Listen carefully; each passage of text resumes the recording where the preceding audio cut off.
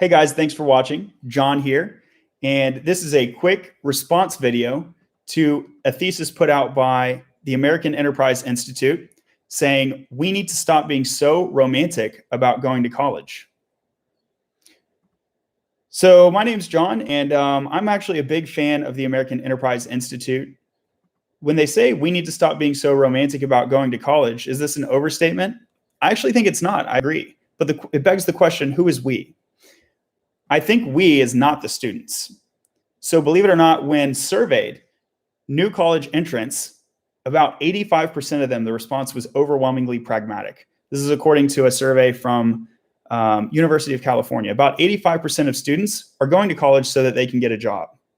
Well, the eminent education scholar Michael Horn writes in an article called A Not So Tidy Narrative in the InsideHigherEd.com, which is a pretty well-known website in education topics. He writes that it's a bit more complex than that. Even though the top line is 85%, there are a bunch of secondary motivations, including students wanting to do what's expected of them, students wanting to get away from their hometown or their families, students wanting to, quote, step it up, and then students just feeling a sense of accomplishment by getting into the best college that they can get into. So I want to provide the thesis that a lot of these secondary motivations all call to a social romance of the college degree, but not by the student.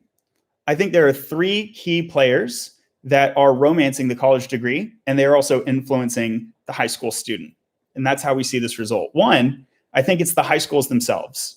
So most high school students attend public high schools in the United States, and public high schools are often evaluated in terms of whether or not they're quality on the basis of their ability to get students into college. So it really becomes a public to public pipeline, and there's sort of a endogenous incentive, a moral hazard actually, where the public high school will try to get you to public university.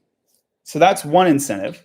The second is the families. So we know that in the education research, when we talk about educational success, kind of the two leading factors there are the educational institution and then also the family when it comes to K through 12 educational success. And families are often pressuring their kids to go to college because there's a general lack of information about alternatives. And three, I would say that the third is actually employers. So if you are the student who's rebellious enough to try to go from high school directly to a job, you're going to run into what used to be a brick wall, and now it's more of kind of a slowly melting icy wall of employers that are increasingly warming up to the idea of hiring individuals for advanced vocations, such as programming, which is what I do for a day job, without the need for a college degree. But this is sort of an innovation that's really arisen in the past 5 years or so. So I think this is a really promising trend that could be a game changer for the return to education as we consider alternatives to the traditional college degree.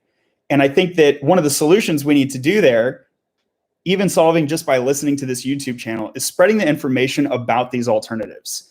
I'll put a link in the description to a recent working academic paper I have on this topic. It's called New Digital Education as the Market Solution to the Student Debt Crisis. But if this topic piques your interest, please like, subscribe. And my channel is all about economics, philosophy, programming, and gaming.